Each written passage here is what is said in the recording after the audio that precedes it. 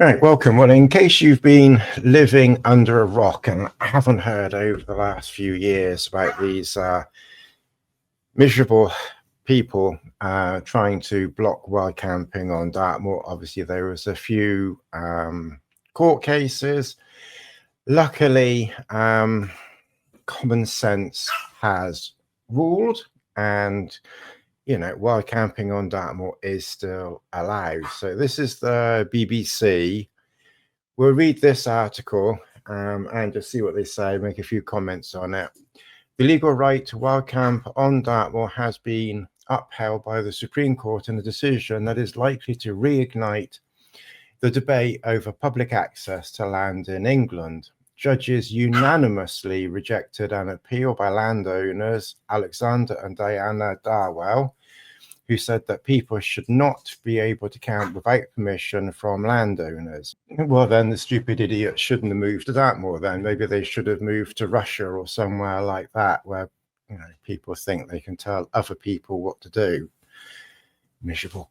Anyway, in England, there is no general right to wild camp on most private land, but Dartmoor National Park in Devon is a rare exception. The Darwalls said they were disappointed. Oh, so sad, miserable fuckers. By the judgment, adding, hollowing out the role of landowners and farmers will not improve the vitality of the Dartmoor Commons. What effing BS. I think I'm in one of those moods today.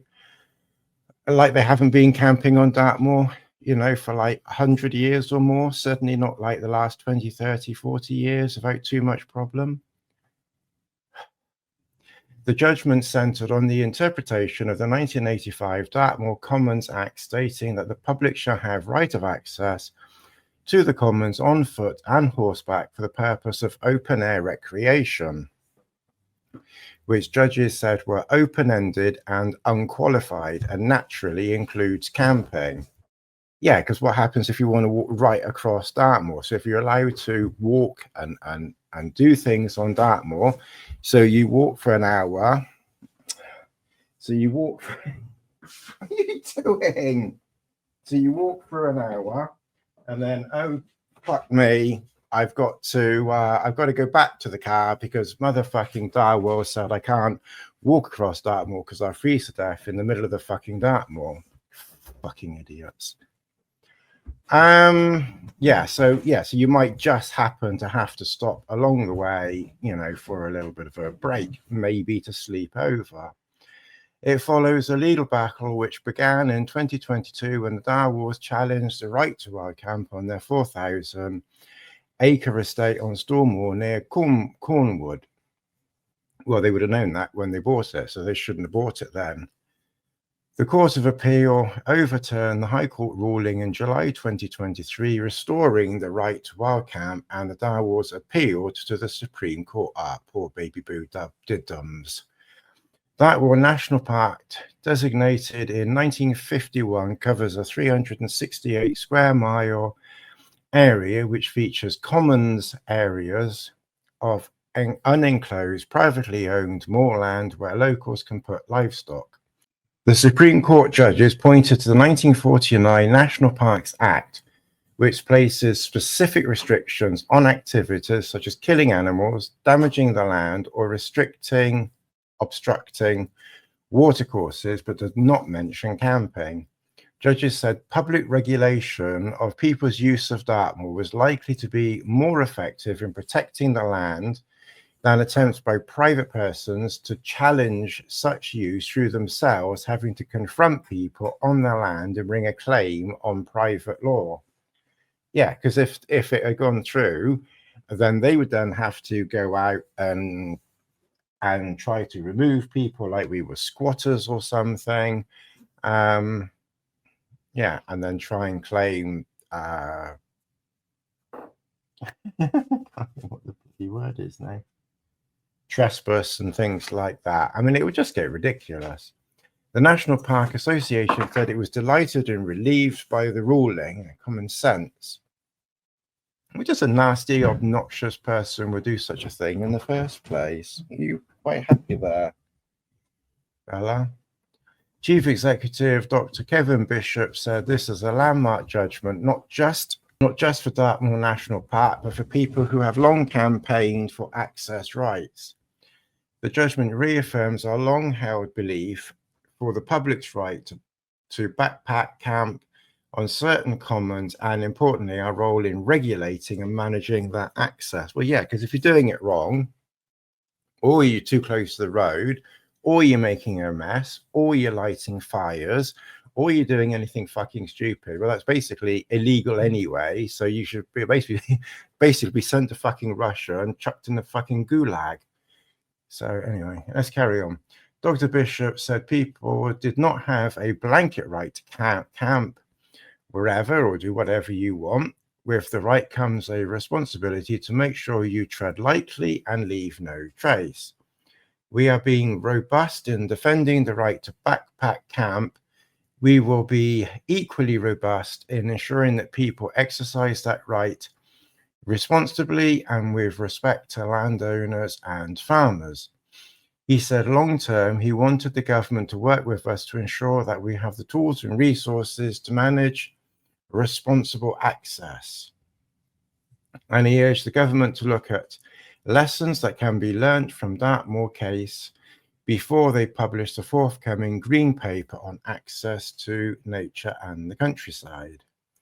Guy Shrubsole from the Right to Roam campaign said he was delighted and elated and relieved by the judgment. I think it's showing the huge public interest in this case that people responsibly wild camp on Dartmoor every year and want to be able to continue to do so. He said it was very unusual and odd that Dartmoor is the only place in England and Wales where you can legally wild camp, and Right to Roam would be pressing the government to extend that right to wild camp in other parts of England. People want a greater right of access to the countryside. Let's pass a new law that gives people the right to roam. Nature Minister Mary Krieg said she welcomed the Supreme Court ruling. While camping under the stars is one of life's great pleasures, she said. This government is passionate about bringing people closer to nature by creating 9 national river walks and 3 new national forests. Kate Ashbrook, General Secretary of the Open Spaces Society, which supported the DNPA's legal fight, said the judgment was a tremendous outcome. The OSS wanted to see the right to wild camp on Dartmoor extended so that people could enjoy a night under the stars on all open country in England and Wales. The Supreme Court's decision is generously and robustly argued, she said. We must now stimulate ministers to legislate in the same spirit across our countryside. Caroline Vouden, Liberal Democrat MP from South Devon, says she was absolutely thrilled with the ruling. It is a vindication of something we've known for a long time, that the stars are for everyone and that access to nature is not a nice to have, but a fundamental necessity for a happy, healthy life. While camping is good for body and soul, I'm very pleased the judges could see this. The Darwall said they brought the case in order to safeguard Dartmoor. Well, like they've come along as the saviors of the earth or something. Like it hasn't been safe and happy for the last generation or two before these twats come along.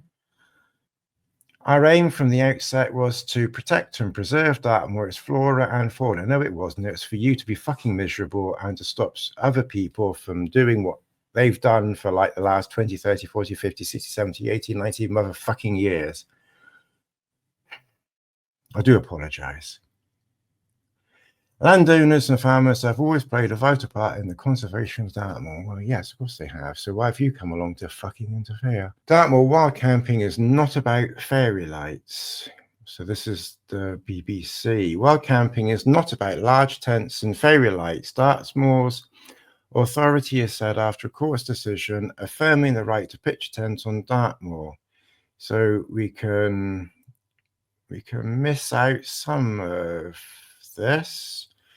I'm certain that this is a case this case has put Dartmoor on the map for backpack camping, but please look at our website, he urged. or watch all my videos, or please check out Chris Townsend's blog and his video channel as well.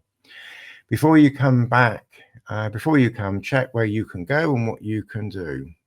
Well, basically, you just, pitch your tent sensibly, not near a road, in the middle of Dartmoor, away from other people, and you take all your shit with you. And you don't leave all your shit behind. It's pretty fucking simple. Tom Bakehouse, who grew up exploring Dartmoor, said the ruling was a chance to reconnect with nature, if done respectfully. We're guests on this land. The ecosystems and wildlife have been here far longer than us, so walking in and walking out without leaving a trace is vital. Mr. Backhouse, who runs Camp Wild, which promotes wild camping, said, "I'm genuinely pleased that that sense prevailed on Dartmoor. People have enjoyed that land for centuries. Our hope is that responsible wild camping becomes a legal right in more places, just like Scotland." Emma Priest, a solicitor who represents landowners at Charles Russell, said the ruling may lead to a short-term influx of campers, but she did not believe it would lead to a rise in irresponsible behaviour. Well, no, because most people, when they go down to Dartmoor, they either camp by the road and then they're told to fuck off because you're not allowed to camp there anyway, or they actually put a fucking backpack on their back, walk for a mile or two into the middle of Dartmoor where nobody's going to see them, camp for a night or two, have fun, get some exercise, get some fresh air, and fuck off back home with all their rubbish. It's really fucking simple. Landowners still have protections under other legislation. This isn't a green light for damage, and of course it's not. It's a reminder of the balance between access and stewardship. What campers are allowed to do. Tents and camping equipment must fit into a carryable backpack. No more than 6 people are allowed to camp together. Campers must blend into the landscape, out of sight from roads and buildings. Maximum camping lengths of 2 nights. No overnight stays in vehicles, camper vans, or motorhomes. Leave no trace. Obviously, do not light fires, obviously, and take all rubbish away. Obviously, which we just highlighted in eloquent form. It is important to note that it is not a blanket right to camp wherever and do whatever you want. With the right comes a responsibility to make sure you tread lightly and leave no trace. We have been robust in defending the right to backpack camp. We will be equally robust in ensuring that people exercise that right responsibly and respect our landowners and farmers, of course. Just do it normally, naturally. Why does everything have to get so complicated with things? You put your camping stuff into a backpack, you go for a walk, you pitch your tent, you have a nice time, you put all your stuff back in your backpack, you take your toilet paper back with you, put your toilet paper into a bag, into like your a wrapper, or if you have some breakfast or a cup of soup, put your toilet paper in that after you've had a crap, take it home with you and just, chuck it out. If anyone worries about something like that, it's really not difficult. If you're thinking of backpack camping on Dartmoor, it is important to follow the guidance on our website. And it's not that difficult. Just Google Dartmoor or something. It's really not difficult. This one. So this is the Guardian. Gentle bird song and the soothing gurgle of water. And no, you don't need to filter your water. I've been drinking the water on Dartmoor and anywhere above human habitation in the wilderness for the last 15 years, and I haven't fucking died yet. But anyway, obviously you better filter your water because you're all a bunch of sheep and you're all going to die if you don't. Anyway, let's carry on. Gentle bird song, a soothing gurgle of water flowing over boulders wake me at dawn. The spring sun is not visible yet, but its pale yellow light is catching the tops of the steep tussock-clad valley where I spent the night. I am completely alone. It's just me and my thoughts. These are the kinds of moments of peace and blissful contentment in nature that cannot be commodified and have been, you'll get words like that in the Telegraph, and I've been under threat since the owner of the land where I pitched my tent launched a legal campaign 2 years ago to curtail the right of the public to camp on Dartmoor. Mr. Darwall, the miserable so-and-so, a multi-millionaire hedge funds manager, and his wife, her, claimed that wild camping was hindering, what, one person pitching a tent is hindering it. You're just miserable buggers, that's all. We just want to control everything. And why not go to bloody Russia? They control everything. But this week, the Supreme Court rejected Darwall's lawyer's argument that the Act giving public access to the moor for open-air recreation only referred to walking and horse riding. The 3 judges ruled that recreation should be understood far more widely and including wild camping. So recreation then is only walking and horse camping. So you're not allowed to have a piss, you're not allowed to take a dump, you're not allowed to sit down and eat a sandwich. What else are you not allowed to do? Fuck. The landmark ruling means Dartmoor remains the only place in England where it is legal to wild camp without the landowner's permission. I passed the Darwall's grand home, Blanchford Manor, on the tough 3-hour walk up onto the moor through a thick hawthorn hedge and barbed wire fence. Oh, very welcoming. I caught fleeting glimpses of the couple's shimmering fish pond, an extensive deer park, but I didn't need to knock on his door and beg to camp on their open moorland. I just went ahead.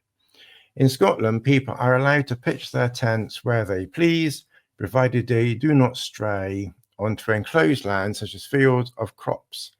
In England, it is a different story, although many hikers, bikers, climbers do it anyway in remote uplands. Usually they are tolerated as long as they are discreet and responsible, but it is not a right. Countryside access campaigners hope that Dartmoor ruling will push Labour to open up more land to the public. Would be nice if that were one decent thing that party did, but I doubt it. Anyway, moving on, some wonder, I don't like reform either, so I don't like either side of the, anyway, let's keep going. Some wonder if the judgment could prompt other national parks to follow responsible backpacking camping. I noticed they're calling it backpacking camping rather than wild camping, so that's an interesting thing. As it makes clear that wild camping, now they're using wild camping now, counts as an open-air recreation. After all, the post-war bill establishing the national parks was designed to give people in bombed-out cities opportunities for open-air recreation. As the sunlight creeps down the sides of the valley, I fetch water from the River Erne and heat it on my stove. Soon I have a warming mug of tea, or at least this person drinks tea, in my hands. This is very different from camping on a commercial site, which I avoid like a plague. In fact, in the last 15, 13 years, I've not had to do. It was the one thing I set out. When I set out on my camping journey, I said, I ain't camping on any fucking campsite. It's going to be in the middle of nowhere, or I just use a hotel. So, there are no facilities or bins. You carry out what you bring in, although you may carefully bury your own waste. Yeah, but obviously bury your crap and take out your toilet paper. Don't bury the toilet paper.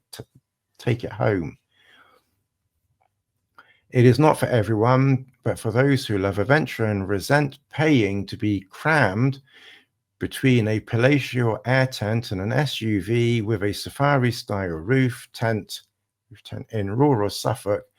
No one has staked out their group's patch with a fortification and windbreaks in something resembling a land grab. There are no queues and acrid smoke from burnt meat.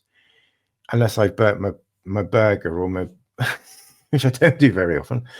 The sense of freedom you get pitching your tent in open country is exhilarating, but of course it brings a certain level of responsibility, and it is true that some do not follow the rules. Well, fucking kick them off then. I reported on the spate of fly camping where large groups left behind piles of rubbish and tents during the pandemic. However, the Supreme Court judges made the point that it is far more effective for Dartmoor National Park, which resisted Darwall's miserable efforts, along with a coalition of campaigners to deal with irresponsible camping, than leave it to private landowners to take action in the civil courts. Yeah, of course it is. Whatever, that's a good point, but yes, it is. Must be, has to be. Whatever the transgressions of this tiny minority, and it's not that many, thankfully, they pale into insignificance compared with the damage caused by irresponsible landowners across the UK. We live in one of the most nature-depleted countries in the world. Intensive farming coupled with the climate crisis has sent wildlife into decline, with nearly 1 in 6. Dartmoor itself is being overgrazed, particularly by sheep. You don't really see that many sheep, especially not in the middle. Most of the sheep are the ones on the outside that follow the other sheep. Anyway, we'll carry on. The problem, which has promoted warnings from Natural England and a government action plan, is destroying habitats and putting rare birds at risk of local extinction. Dartmoor, who offers pheasant shoots, deer stalking, and holiday rentals on his land, has been accused of endangering a rare beetle by releasing peasants next to an ecologically important woodland. Well, the peasants shouldn't be there then, should they? On my 17-kilometer hike through rugged moorland, rushing rivers, and mass draped. But yeah, it would be nice if the middle of Dartmoor was kind of, a bit, a few trees or something. But the only rubbish I saw was feed bags and boxes left by farmers.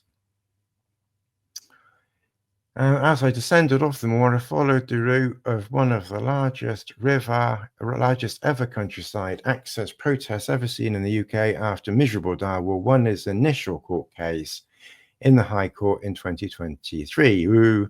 Thousands came to defend the right to wild camp. It is a testament to their efforts that this special place remains open to all. Well, thank you very much. Let's get me back on the screen. Do apologize for any language. Tough shit. Yeah, it's just shockingly diabolical that, somewhere. Anyway, I've said my piece. Like, subscribe, share, hit that notification button. I'll see you in the next World Camp. Thanks very much for watching. You can all fuck off now.